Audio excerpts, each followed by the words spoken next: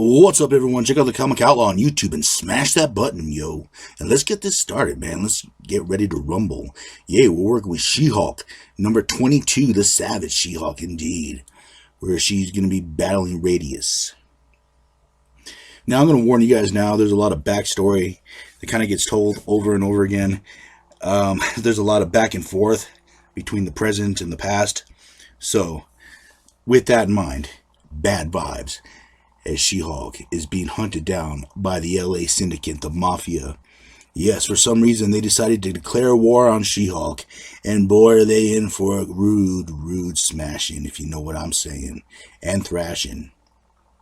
She-Hulk is just taking out one of their most powerful men, and I love how she just stops the car, the mob boss, tells her to stay back, fires a round off, doesn't do anything, and she just throws him in the garbage, real casually.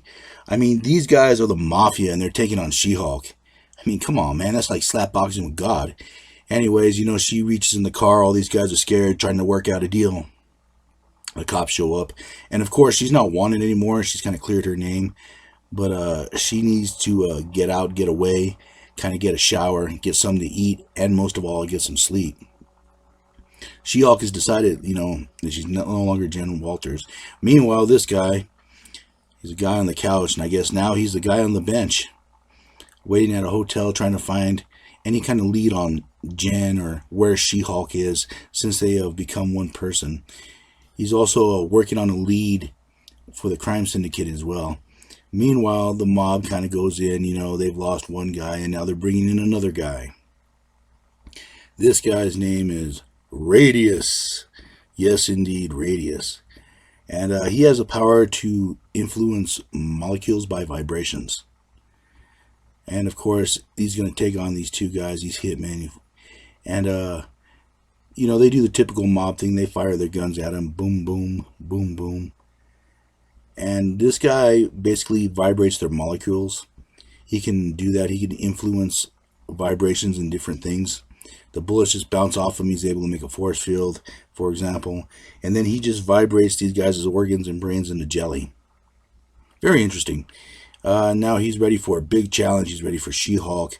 And this is what the mob is doing. Like earlier issues, this guy had giant robots, so I'm not really surprised they have a few superhuman hitmen on the payroll, What else are they going to do? Meanwhile, Jen's father and... I guess his girlfriend are kind of deciding what they're going to do about Jen. Going to sell the house. And basically his feelings about Jen too. Because he was told that she was She-Hulk. So he's kind of dealing with that too. Meanwhile, Zapper's having flashbacks about him and Jen back in the day. How he betrayed She-Hulk's trust. How he went to the laboratory to kind of see if he could find a lead. He was knocked out. And then he kind of woke up. Cops kind of took him away, And now he's just kind of wondering where Jen is. And Jen... sheesh, there's a lot of flashbacks in this one, is having another flashback moment, where she feels that everything is pulling on her, now that she's She-Hulk, and since she's been She-Hulk, she's always had like Zapper and Rory, the two guys. Rory, she dated as Jen, Zapper, she dated as She-Hulk, and everything's pulling on her, and all of a sudden she gets attacked, and that's basically the first guy she dealt with, and now she's trying to go somewhere so she can get able to sleep, pass out somewhere in a rock. Maybe get a few hours of dozing, maybe some sunbathing. But out of nowhere, a beam comes out, and there's Radius. And Radius wants revenge. Radius wants to kill, and most of all, he wants to prove his abilities against the savage She-Hulk. She kind of throws a rock, it barely misses him. She throws another one, he's just able to disintegrate it. Whoosh. And she jumps for him, he's able to do the force field thing. And now he's vibrating the ground, kind of shaking it apart, which Jen uses it to kind of pull the rug out from under him. She-Hulk is a lot smarter than Hulk. You got to give her credit. Anyways, Radius is not done yet. He uses his power on her, and even though she can feel her atoms being vibrated apart, she still moves forward. She still keeps going. This is She-Hulk at her best, and she's not going to be stopped by another one of these monsters that are hired out by the mob. She's already dealt with a few of them.